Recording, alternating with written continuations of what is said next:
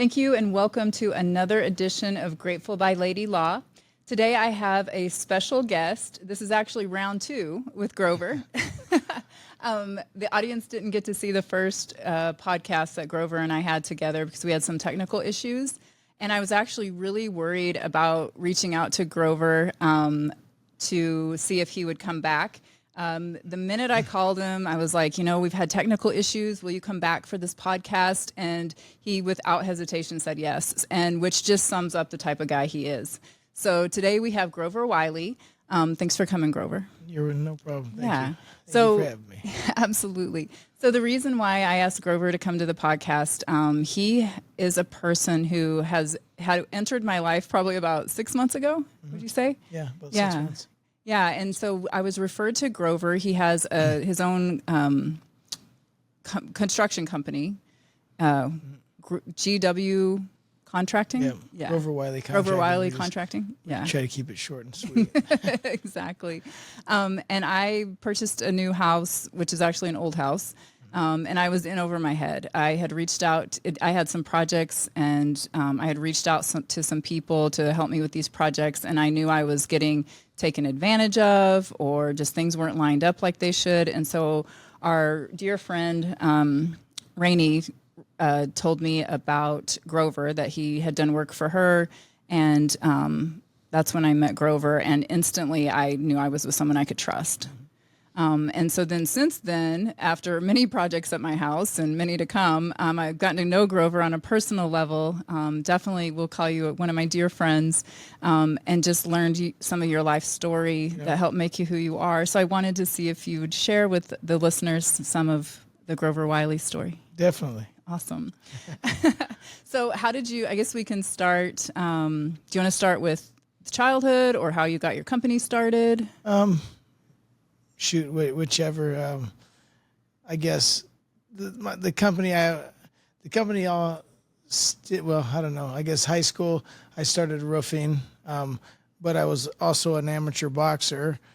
That's what my goal was, to be, a world champion, like every person's, I guess, that boxes, and so I always did little jobs on the side, and actually turned pro out of school. And then, I would work construction when I didn't have a job, or I would sell cars when I didn't have a job. But the boxing kind of brought me to everything, and got me more known to people. So I don't know, I guess, I learned some people skills with the jobs, and I don't know, kind of brought me to today. Yeah. So how did you get into boxing? Where did that start? I was on a wrestling team, and it was the winter. There was a winter storm. I don't remember the date, and so we all went to a kid's house afterwards. The whole team, and when there was football, everybody was there from school, and we had a boxing tournament. Well, I was always in taekwondo, and I was ambidextrous, so I eat left-handed. When I played baseball, I batted left-handed. So, and that's I guess that was always my knockout punch, was a left hook. I hadn't started boxing yet, but so we started having boxing matches, and I just was knocking everybody out, and I'm the littlest guy. So then, how old were you at that time? 16. Okay. Yeah, I was 16, going on 17. You're a Papillion boy, right? Yeah, Papillion. Yeah, but it was in Papillion. Formerly known as, or maybe still known as, the Papillion Punisher. Yep, Papio. Papio Punisher. Yep, that was my nickname in high school, and going into the Golden Gloves. So I had, like I said, I was knocking those guys out. That's kind of what happened when I started boxing. Kind of like taekwondo, but not same stance, same movements, and I don't know. It's like I could see things coming, so I was knocking people out, and I think I had 20 first-round knockouts going into the Golden Gloves, and I'd only boxed 8 months, but we were boxing all the time. We had a great team, and it was for Carl Washington, CW Youth Resource Center. It's still here in Omaha. Where's that located? 1510 Cass Street. So we were just fighting every weekend. We had a group of guys that we were just unstoppable. We won the team title that year, 1993, in the Golden Gloves, and I had to fight I think he was 4-time defending champion, a guy named Sam Greco. Everybody was scared to death of him. I wasn't scared. Ended up winning the decision. Wow. One of the only guys I didn't knock out. But it's not from lack of trying. I was trying to beat him to death, but he was just slick and a little more experienced than me. So I ended up winning that in 1993. And then that's the only year I fought in the Golden Gloves. I turned pro right afterwards. That's when Tommy Morrison was the big name. And so I always wanted to go pro and, fight on one of his shows. And I ended up fighting on 3 of them. Awesome. And so, yeah, it's kind of just went snowball affected from there. Tell me, one of the things I know you've talked to me about is kind of your training when you were in high school and how it was different than most. Oh, yeah. Like I was in wrestling, but I never understood how those guys were so good and so good a shape because I would always get tired.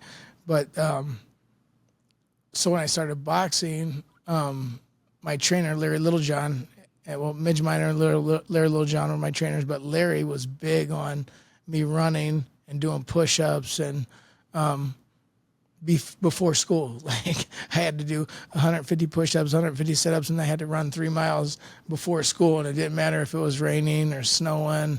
I remember he would call and I'd answer the phone. I'd say, "It's raining outside." And he'd say, "Well, run between the drops." And he'd hang up on me because I had to call back when I was done running. I'd call him back, and he's like, "A little slow today, huh? The rain's slowing you down?" And I'd say, "Oh, click," and then I'd hang up on him. But then that's when a lot of people started noticing me in Papillion because I would wake up late sometimes and run. Or you're that kid running out in the rain. Yeah, out in the rain in the snow. He'd tell me, I remember it was snowing one time. I said, "It's snowing outside." And he said, "Put your boots on. Rocky did it. You can do it." So I would running up my hill, slipping and sliding, but I just did what they said. And I think that really gave me the advantage of people, no excuses, I guess, no rain, shine, snow. And accountability. You still got to run. You still got to show up. You still got to go to work. So then you still have to go to school after all that. You got to go to school after. None of your peers were doing this. No. Yeah. And seeing like the wrestling, those kids' parents were taking them to personals and doing strength and conditioning. I just never knew about that. I just happened to wrestle and was a little better than average, so I made the varsity team. Make it to state. Well, I did make it to state, and then I quit before the state tournament because so I go to a boxing gym. They send me to a boxing gym. The guys from, rewind. We're back to that boxing matches we had when wrestling was canceled because of the snow.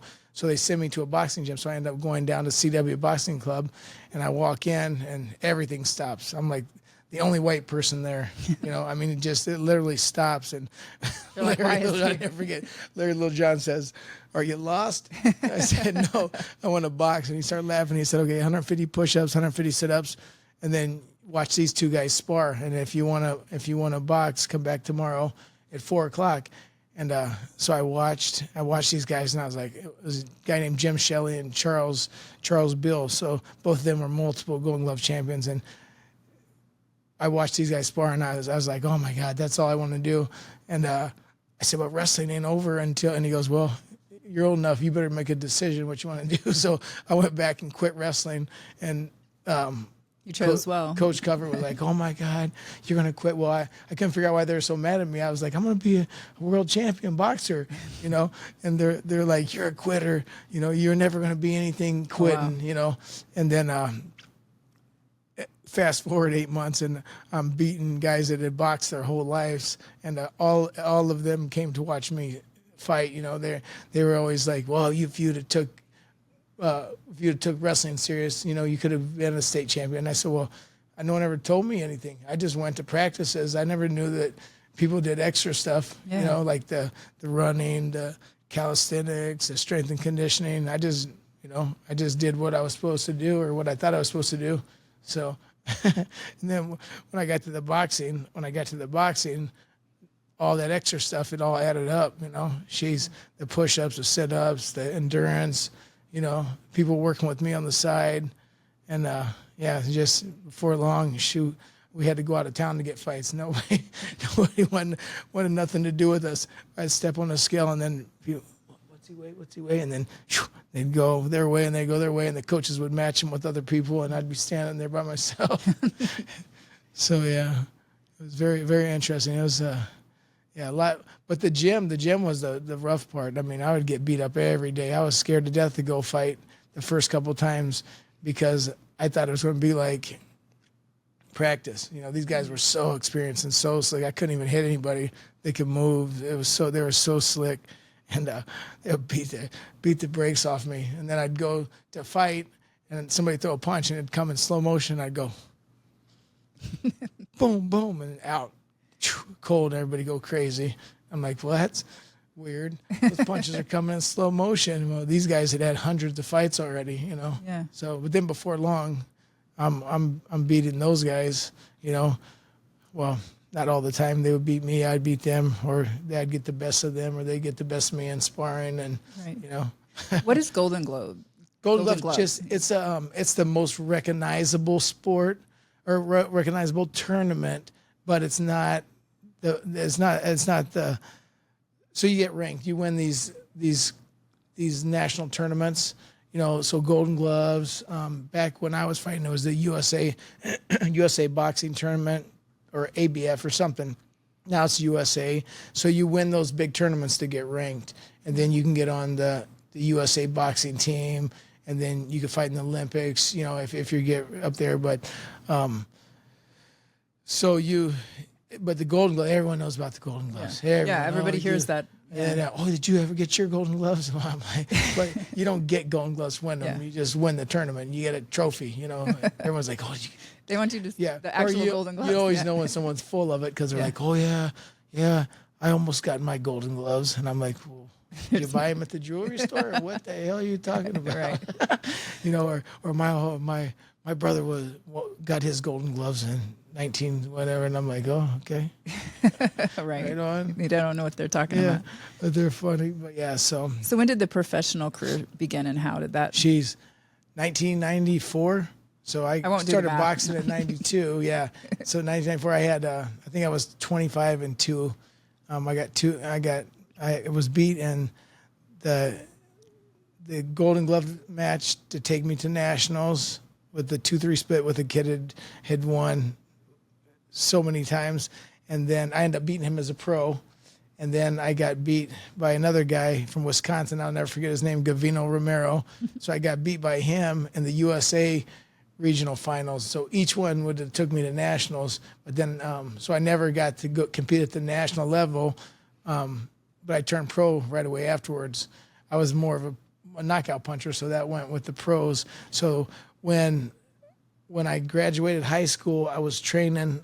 We were training for something, and the USA Tuesday night fights were coming to town. Sean O'Grady was the announcer, who was a multiple division world champion. So he was the announcer. It was just the big fights back then. Tommy Morrison was on there a lot. He wasn't on this one. Bone Crusher Smith was on it, and they called us and wanted to know if we were going to turn pro because they knew I was a big ticket seller. So when I was an amateur, people want to see knockout punchers. So when I would fight, say it was the Miller Social Hall or say it was wherever it was at, they would be sold out. Awesome. And then as soon as I fought, well, they figured it out because first couple times I would fight the first or second fight, and the place would be stand room only. And as soon as I fought, they'd all leave, you know, and they were like, "Hey!" And then my trainer Larry Littlejohn, he's always talking me up. So he's like, "Yeah, I told you, he's only got a few fights, but you better put him at the end of the night. Right? You're gonna lose all your money, you know." And so then, because once all the people leave, essentially they lose the money because those people are drinking and you know and using, you know, getting the concession and stuff. So. Right. So then after that, no more. I think like my fifth fight, I was fighting like the main event position. They didn't call it the main event. You're just the last fight of the night or the one before. And then the last fight's always, you call it the walkout fight. That's how. So so my first fight on Tuesday night fights, I was a swing bout. So a swing bout is where if the guy in front of you knocks his guy out, because you've got the two different fights, the undercards that are the main events. So they say one's got 8 rounds, one's got 10 rounds, and then the main event's a title fight. It's got 12 rounds. Well, if one of those fights ends up, say, the 4th round, well, then they take the swing bout, which was me with the 4 rounds, and I would have swung in and took the rest of the TV fight. But it didn't go that way, right? So I didn't get the fight. I was the walkout fight of the night, but I had like a 1:36 knockout. So they're all walking out, and I decapitated this guy, and he fell in slow motion under the ring post, and you see everybody stop like, "Wah!" And then they left. So they didn't put me on the walkout fight anymore when I fought on the TV shows. I always seem to get lucky and make it on the TV. So people want to see those knockouts. Yeah, people love the knockouts. Yeah. People love the knockouts. So as a pro, did you travel? Oh, yeah. I lived on the road. We were always traveling. I got, I had a lot of fights in Minnesota, Minneapolis. I think I fought on ESPN there. I fought on Fox Sports there. I had a lot of fights out there. Tommy Burnett is his name. So the Burnett brothers, they had a boxing gym. And so I would go out there and train. And they had a guy named Matt Vanda who was like a headliner there. So I would fight on his undercards, and then the crowd loved me also. And then so they pretty much put me on all the shows. And he had got hurt once, and broke his hand. And the guy that he fought a draw for, I didn't think I was getting paid enough, and I didn't. It was just always something. I'd go up there and he'd have a house for me to roof. So I excited to roof. So I'd roof the whole house by myself. And then I'd go train and spar with this guy and beat him up. You know what I mean? So then he gets hurt, and I tell him, I was like, you know what, I'm done. If you don't put me on the main event, I'm the one that puts the people in the seats. I'm the one that knocks out. And he goes, oh, well, you want to fight? And the guy's name was Homer Gibbons, right? And I said, yeah, I want to fight him. I said, I would love to fight him. I said, I'll knock him out. And he's like, what? Vanda, he fought him to a draw. And I said, I don't care. So anyways, fast forward it, I finally get a training camp that I get, an ample amount of time to train. And anyways, I beat the brakes off this guy. He could throw a right hand. That's all he had. He had a good right hand. Yeah. He had more knockouts than I had wins at that time, and was a former world champion. But anyways, I just slipped the right hand, and I was a big body puncher, and I was breaking him up. He had welts. He had welts all over his body. Right, I hit him, and he was jiggling. He was an older guy, but he was knocking everybody out still. And because they stand there and get hit with the right hand. Well, the guy's got a good right hand, so that's what you train. Get the hell out of the way of the right hand and counter. Right. So he comes firing that right hand, and I was slipped to the outside and just ripped under his rib cages, and I hit him in his arms, and he had welts all over him. And I never forget. I always pushed my trainer. I said, get out of the way. Let me look at him. I want to see what he looks like, because I've been breaking him down. I want to see how broke down he is. And he starts here, and then he goes down a little farther. And then before long, he's all the way down. I'm like, he's done. He's not coming out this round. And remember, Midge looked, and they threw the towel. He quit on the stool. Same way Chavez did. Oh, wow. But just from breaking him down and hitting him with those body shots, I don't even think I hit him in the head very much yet. The game plan was beat him up until the later rounds, 6 rounds and up, because it was a 10-round fight. Yeah. So we would start, shooting to the head in the later rounds, but the first half just breaking him down and trying to sink his arms into his ribs. That's how you know you got him, when you start hitting him in the arms and you can feel him. I always learn something every time I talk to you. Like, I didn't realize it's so systematic. Oh yeah, it's all a game such a strategy. What is your most memorable fight? Chavez. Julio Cesar Chavez. I didn't get it. I mean, I wasn't. I was a stereotypical boxer or athlete. You know what I mean? I was acting like a world champion before I was world champion. I was so everybody knew me. You know what I mean? Everyone knew me, so I was always out. I was always partying, always having a great time. Acting like the superstar, the world champion before I was one. I celebrated before the fight was over, kind of like we were talking about earlier. Spending the money before the game's over, or whatever. So that's how I lived my life to begin with, party. And then they would call me with 2 weeks notice or 10 days notice, and I'm thinking I'm in as good a shape as I was before, and I'd say, oh yeah, I'll take it. And then Terrence Crawford, who's getting ready for the biggest world title fight, You're soon, right? coming up, September 13th. So he was in the gym and he'd tell me, "What are you doing? You can't, there's no way you can get in shape." I was like, "Yeah, I'm still in shape from the last time." He's like, "Yeah, I've been in the gym for 3 weeks." Then I have 10 days to get ready, go out of town. And then it was always me trying to make weight because I'm out partying and drinking and eating and not staying in the gym. And I got beat by guys that I should have beat, or at least it should have been a good fight a couple times, but, just that lifestyle, not staying focused. But what's cool is how focused he is, because I think he's seen how much I screwed things up, and then he was smart enough to say, "Hey, I'm not going to do that." You know what I'm saying? So he doesn't drink, doesn't do, he just flies a straight line and trains constantly. Yeah. It's hard to do. A lot of Especially when you're athletes, young. Oh yeah. You've got all this 19, attention 20, and then all of a sudden you're on TV and everybody's, it's just a different deal. I'd go to clubs and I'd be in the back of the line and somebody would know me and, "Oh no, come on." Same way when I was out of town, if I was in Miami or if I was in Minnesota or Chicago, wherever I was fighting at, they'd see me and I always stood out. I'm white as they come. I glow in like the light, you know what I mean? So they're like, "Oh, he fought tonight. Come on. Here, we got a table for you." So it was just, you live in that lifestyle like you were the world champion and I wasn't one yet. So how did the Chavez fight go down? Chavez fight went great. It was at Madison Square Garden? Nope. No? So I fought. I'm the only one in history that's ever fought a world champion, and beat him, and then fight the son, who was a world champion also. Yeah. So I got both of them, but Chavez was over his prime, which was fine. I got him, but I was out of shape. They called me in 2 weeks' notice or whatever it was. And it was all losing weight. I was 160 some pounds. I was already training for a local guy because I'd retired and somebody was running his mouth when you retire, then people like to talk. Yeah. So then I was like, I got one more in me. Let me go ahead and fight this youngster. So then I was getting in shape and they called for Chavez and I was like, you know what? Because I had turned down a fight before with Chavez and it would end up being a huge, well, it didn't end up, it would have been my biggest purse ever. So it was over 6 figures. Wow.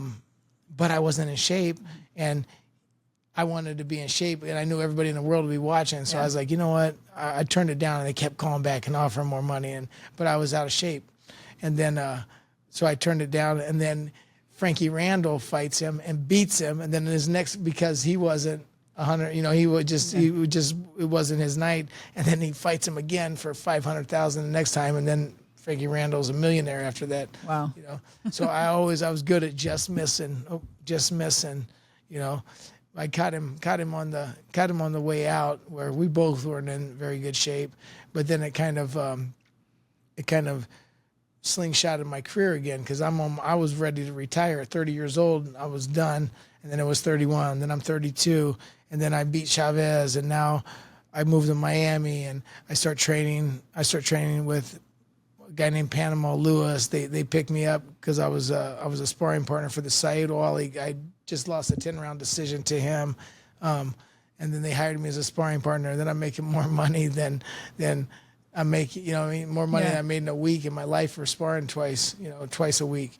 And he's knocking guys out, and I'm like, I'll take the rest of the rounds. And they're like, you got the last 2 or you got the last 4, and I said, I'll take them all. So I'm gonna end up beating him up and sparring him for all the rounds. And they would whip me the money, and he had some Russians that owned his contract, so I got in good with those guys. They loved I guess my grit and the way I fought, and I ended up working on one of their condos because they had heard me talking about some drywall or something, and so anyways, I fixed up this condo. It's on the 7th floor overlooking the ocean. And, man, I must have stayed in there almost 2 years. They just, they said, well, if you fix this up, you can just stay here until you go back home. And, I fixed it up, 2-bedroom condo overlooking the ocean, Hollywood, Florida. I thought I was the king of the world and spent the money that fast, too. It's just amazing that, so the whole time you're boxing, you're also doing the construction work and stuff. Roofing, No, I always did roofing, but now we do everything. Got my hands in and everything, but I was always the roofer. I'm a roofer. Yeah. I was just a workhorse. They want me there when we're tearing roofs off. I wasn't a speed demon, but I was consistent. Putting the shingles back on, but nobody could outwork me tearing off the roofs and just consistent, just the durability and like the no quit. A lot of these guys would work a half a day and then you never see them again. Right. They go to I know lunch that. and never I've come dealt back. with that. And then I'm working until dark or until it was time to go to practice. Then I go to practice and work. And then before school, I would run or in the mornings. I always ran in the mornings. I'm a morning person. I get up at 3:15, right? Now, by the time it's lunchtime, I got more done than most people have all day. Yep. So but that's the idea. So I would get up and run before I went to work, and then I go work all day, and then out in the sun, and then we'd go back and spar, And then as I got older, I started my own business, and then all the guys from the gym, they would help me roof. So like Terrence Crawford was one of them, and I would make them squat down to pick the shingles up that I'm tearing off, and then I'd make them hold the trash can over their heads and walk and dump it, and then about So it's like 4 a training, o'clock, like their it's workouts. training. Yeah. And then I'd always pay them cash. I always keep money in their pockets. But it was always funny because I'd say, okay, let's go clean it up, clean the ground up, get all the tools wrapped up, and I said, well, time to go to the gym. And he'd look at me and he'd say, oh, now we're going to the gym so you can beat everybody up. And I said, yep, let's go. Because you had all them doing the. Yeah. But that's when he's young. And then before long, I couldn't do it anymore. He was beating me up at 16 years old, I think. I look back now, I'm like, hey, probably could have gotten in trouble. Those guys were young working with me. We didn't have harnesses like we have now. I'm up on roofs, and Different these world. guys are picking up trash, and I look back, I'm like, oh my God. It's like the wild, wild west. I thought It was very different back then in the 90s. I thought there was no rules, yeah. It's the 90s. I'm like, what is going on? So one of the things we talked about last time you were here was focus, and kind of your focus inside the ring, and yeah. So the focusing and going around, that's a huge thing. You got to focus, and it's weird because I couldn't focus outside the ring all the time. I was all over the place, but in the ring, you got to stay focused. And once I signed for the fight, then it'd be like tunnel vision. You know what I mean? So we'd get up in the morning, run. We'd go. And that's like 4 a.m. So my trainer was a military. Was ex-military. So he'd call me. I'd be up at 4 a.m. I'd go pick up whoever was training with us. So I bought a house in North Omaha, right next to Bud's house. Not next to, but within a mile of Bud's house and within 6 blocks of my trainer's house. And then Bomac, all the guys that are on his team, we all fought amateurs together, and then we trained the kids. So we'd drive around and I'd pick everybody up, and then we'd go run in the mornings. Well, that's when we realized the focus that Terrence had, because we'd have our own training camp. We'd have 8 people, and then every morning there'd be less people showing up. Before long, it was just Bud and Weed I. out the week. Yeah, it would just be Bud and I, and my trainer would drop us off, and it'd be pitch black, and we'd run out the Mormon Trail, up Mormon Bridge, and all those stories about the albinos and stuff, and we'd be running, and Bud look at me and goes, "Hey, you think he'd help us if the albinos jumped out to attack us?" I said, "Who?" And he's talking about Midge following us in the truck, and I said, "Well, I'd hope so." I said, I don't know. Who knows if it's he creepy up there. I would not want to be. It was pitch black, and he'd fall. I had a Tahoe. That's another cool story. So it was like a metallic blue Tahoe, and so Midge would follow us, and we'd be running, and he'd tell me, "I'm gonna have a Tahoe just like that someday." So I said, "Yeah." I said, "By the time you're of age, there'll probably be something way nicer." He goes, "I don't care. I love this Tahoe." So we drove all over the country in this Tahoe, and I sold it and I got this Z28 T-top, beautiful red Camaro. I mean, it just stood out, just stereotypical of me, back then. So I pull up to the gym and I go and get all the kids. I said, look what I got. And they were like, well, where's the Tahoe? I said, what, who cares about the Tahoe? I got rid of it. It's costing me too much money to keep it. You know, I got this. And they had T-tops. I take the T-tops off, and they're like sad. They had They wanted separation the Tahoe. anxiety. Yeah. Yeah, they're like, well, where's the Tahoe? And Bud's like, I can't believe you. You know, they walked inside and they were disgusted with me. So then fast forward, however many years was 10, 15 years. So we were having a send-off party for Terrence Crawford for Bud on North 30th. So by this time he's bought the building, his gym's in, and he bought the neighbors out of their building. So there's a big garage, and he's like, come here, I want to show you something. So we go through the gym and to the back in the garage, and he's got a vehicle covered up, and he takes it off, and this is my Tahoe. I'm like, dang, you did. You got a Tahoe. He's like, I had it all restored, so I opened it, and it's just like mine was. It's just all stock. Awesome. No wheels, nothing. He's like, I told you I was gonna get the same thing. And I was like, dang, okay, that's pretty cool. But it's memories. He goes, too many memories to get rid of. I'm like, yeah. That's a cool story. Yeah, it's funny though. So the fight at Madison Square Garden, you know, I keep bringing that up, but that's just something that, not very many, I mean, you're from Omaha and you're fighting. Sold out. So, and it was sold out crowd, which I didn't never think about it. Now when I look back, I'm like, man, so it was Puerto Rican days. So the main event was Zab Judah and Miguel Cotto, who were the two of the biggest names at the time in the world. So Madison Square Gardens hadn't been sold out since 2001. So now this is 2006 or 2007, I think.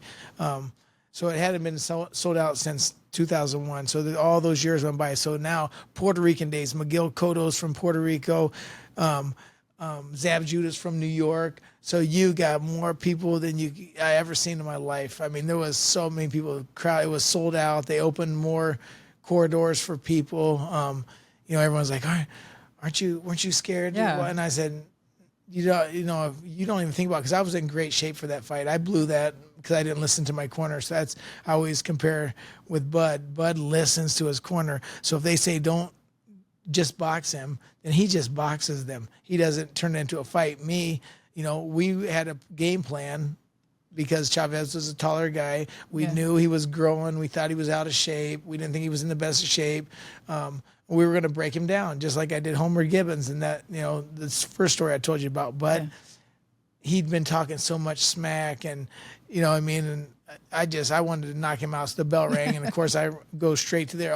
The whole game plan goes out the window, you know, and I'm hitting him, boxing him, and then people everywhere. It had nothing to do with the people though, but Jennifer Lopez was there. I mean, there was everybody you could think of was there, and he hit me with a body shot because I'm standing straight up with him. You know, the deal was to stay low and move your head and counter, but move and make him use his legs because he was wearing plastics for a week. We were there for a week, and he's wearing plastics trying to make weight.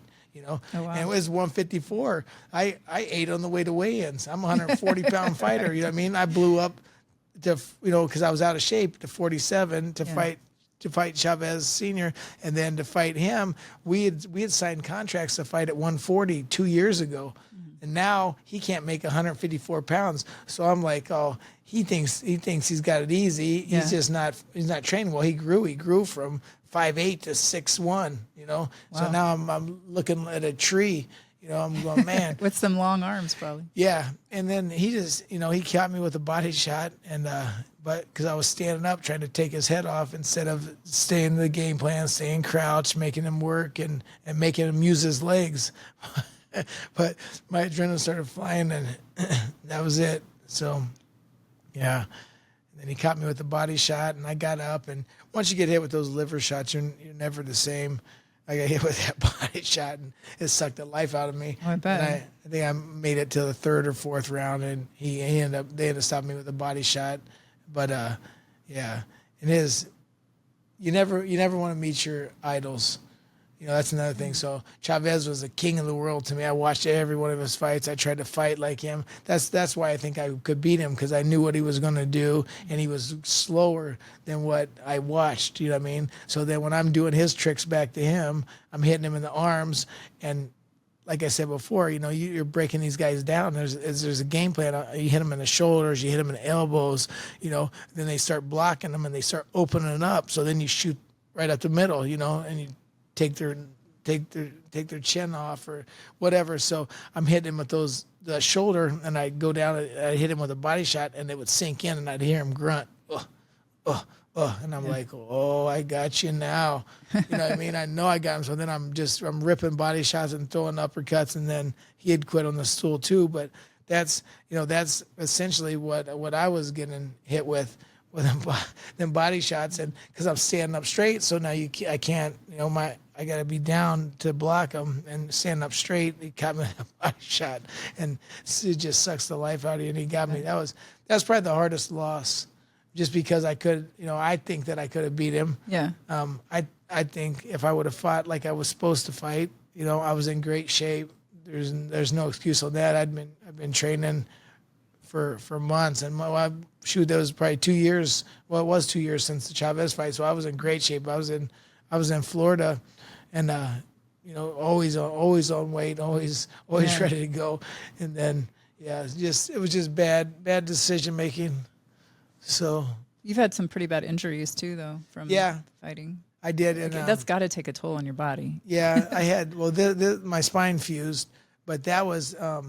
I never knew. I fought actually both the Chavezes with. I thought I had a bad rotator cuff. I fought for years like that, and come to find out when I ended up going to fight an MMA fight. I was done with the boxing, and I was training some MMA fighters who actually made it to the UFC.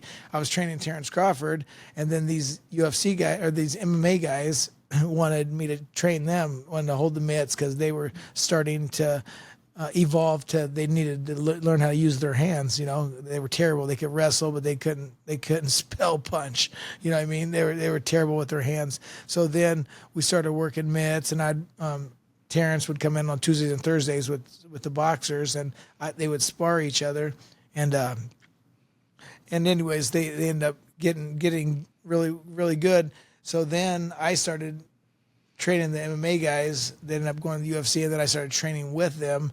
And I kind of got talked into a fight, and ended up getting ready for the fight. Well, right before the fight, I got taken down, and I land on my elbow, and I go to post to get up, and my vertebrae or something, man, it just, okay. There's supposed to be a cushion like a bicycle, you got the chain, chain smashed down. Anyways, I went to the hospital, had surgery. I mean, it was so bad. The doctor was going on vacation the next morning, and he's like, well, you'll need a couple weeks to, here's your pamphlets. You decide, do you want to try to rehabilitate, or do you want surgery? And I said, are you kidding me? I said, 2 weeks? I can't take this for 2 weeks. I don't care what drugs you give me. I said, I need surgery. And he kind of giggled, and I said, I'm an athlete. I know my body, and nothing's going to help this. Yeah. And he's like, you sure you don't want? And I said, nope. I know what I want, what I need, and he's like, okay, well, I go on vacation tomorrow. And I said, well, he goes, wait, let me finish. And he's like, so before I leave, you'll be here at 6 a.m, and then you'll have surgery, and then, wow. We'll go from there. So anyways, that's how fast it happened. So he knew too, but they were going on vacation, and he probably was like, well, let's see if you can make it, and if you want to do physical therapy. But I was like, no, there ain't no way. That was the worst pain ever. So then I had surgery the next day, and then I had weigh-ins, I think the next day or 2 days later.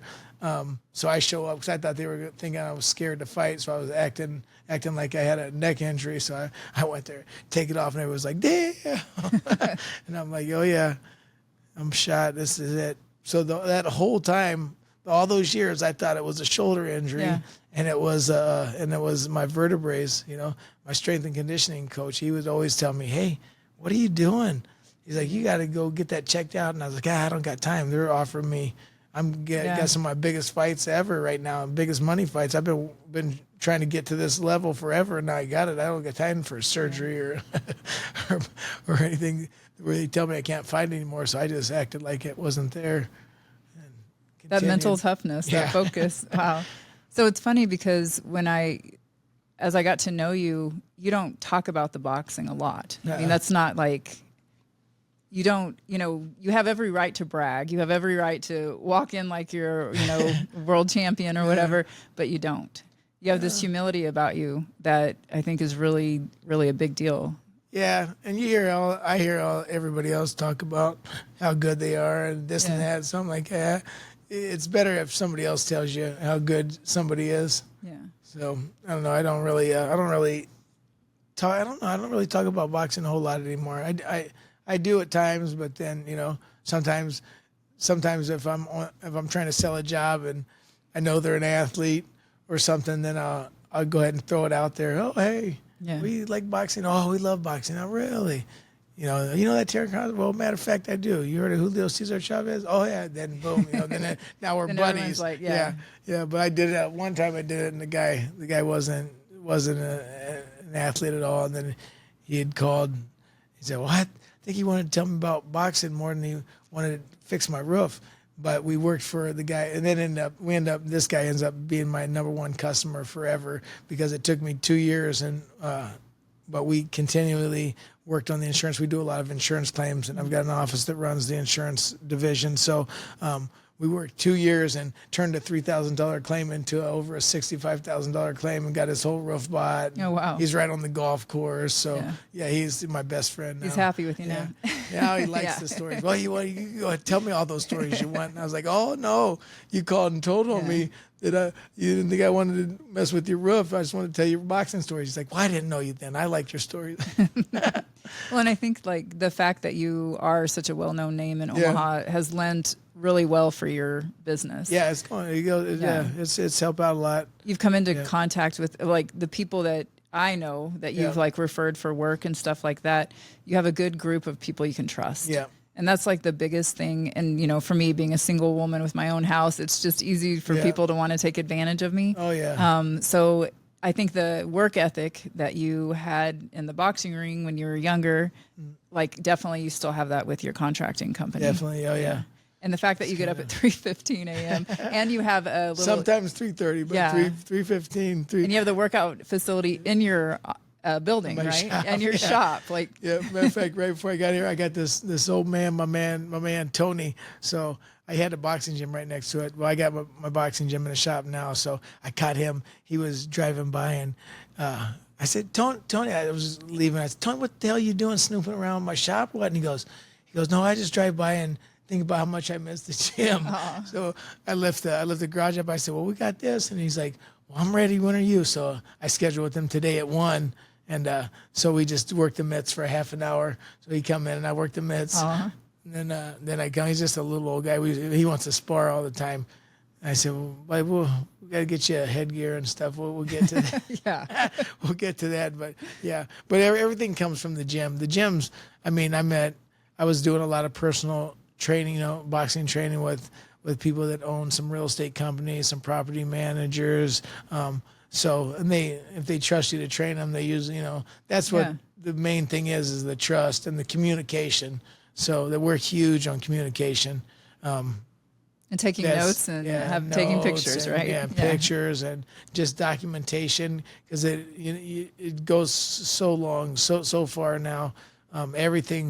Everything's put together for you in the system. You just have to follow it, and take the pictures. And you never know when someone's going to say, oh, well, that window wasn't broken before. And then I say, okay, well, let me pray to God these guys took the right picture. So then I go back to when we started a job and I look at the window and I looked at, well, actually, ma'am, it was broke. Right. It was broke. And this is the first day I come over and took pictures. So, I never noticed it until and not that they're trying to get you, but they didn't notice, sometimes just changing a wall color or adding a window, they see things they never seen before, so, but that's why the documentation helps, or the pictures help, everyone thinks I'm a psycho with the pictures. Oh, take the pictures. And I'm like, but it's going to help you someday. Yeah, someday you'll appreciate You're going to be that. like, oh, thank God I took those pictures. Yeah. Yeah, we had a window broke, but they dropped the hammer, and she's like, look, did this happen? Did you guys do this? And I go, oh, I don't know. But then you go back and I say, oh yeah, we did it. That's $800 for you, but right, yeah. I'm sure it's always fun working with the public. Yeah. Oh yeah. I always tell everybody, never a dull moment. I think I've seen everything until something else comes. I'm like, No way. I thought I seen it all. The other thing that I have learned from you in the last few months is nutrition. So you're on it with nutrition. But yeah, I've been off and on for years, but yeah, nutrition is a big thing. I'm a I don't know what you call me. I guess a pescatarian. Is that right? I don't eat meat, but I'll eat fish. To this point, like I don't eat any fish. So the more I don't eat meat, the more everything grosses me out. Yeah. That's live. And I don't like, I'm not the cycle. Oh, I can't eat in that pan, Yeah. None of that bothers me. I watched some documentaries, What the Health, Yeah. and after that I was like, shoot, I'm going to try that. I feel 10 times better. I keep the weight off me. It's just, and then you got your little working out. You guys got to stay consistent with the working out. I try to do something at least 5 days a week. If I get lucky, 6 days, if I'm out of control, 7 days. So, yeah. But just consistency is the main key. And yep. You're so inspiring in every way. It's amazing. Well, thank you. Yeah. From what you've done in the past, but what you're doing now. And I mean, you continue to help people and and you just go like nonstop all the time. Nonstop. You have 2 little ones, right? And 2 older ones. Yep. I got 2 older. I got the older ones, 24 and 23. And I got my granddaughter that's 4. And then I've got, I started over. That's when I woke up. That's when I started maturing a bit. Yeah, maturing, and that was 42. So figure that one out. So it's better late than never. But some people are, I think men most of all, just making those emotional decisions, or what am I trying to say? When you're making those, you don't think, you just make the decision, and the bad decision. Yeah, impulsive. Yeah. There you go. Yeah. So finally, my impulsive decisions went away, and I'd met Anna, who I'm with now, and I'm married someday. We'll keep talking about it, never get to it. But we have a 7-year-old and a 4-year-old. Little athletes too. Yeah, right? little athletes. They're in everything. But as you get older, you're not so worried about yourself. Where before it was all about me, me. I gotta train, I gotta do this, do that, and you have kids, and I was just a kid. 26, I was still a kid. I don't think I grew up, like I said, till I was 42 when I had Max, and then Millie came shortly afterwards. But yeah, so now like when you're at home, you're present, like it's where I want to be. I'm not thinking of training or being here or being there or out gallivanting around. Right. Now I'm like, I want to be home. Right. I don't want to be anywhere else. So it's kind of a cool situation, and my granddaughter and my daughter are like sisters.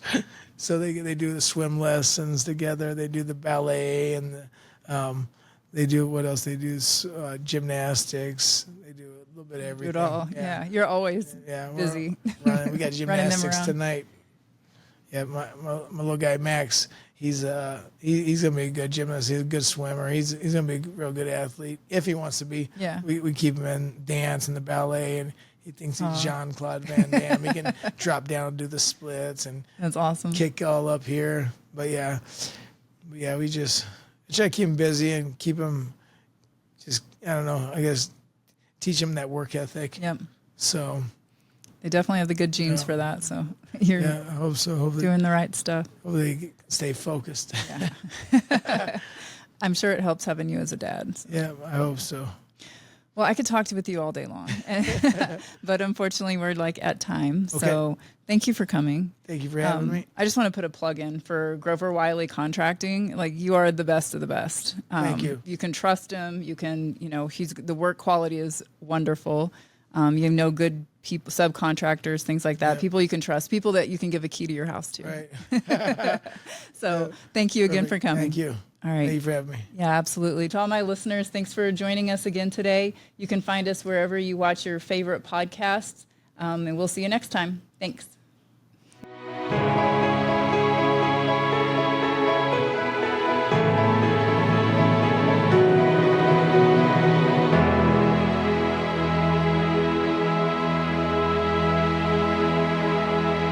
A Huda Media Production.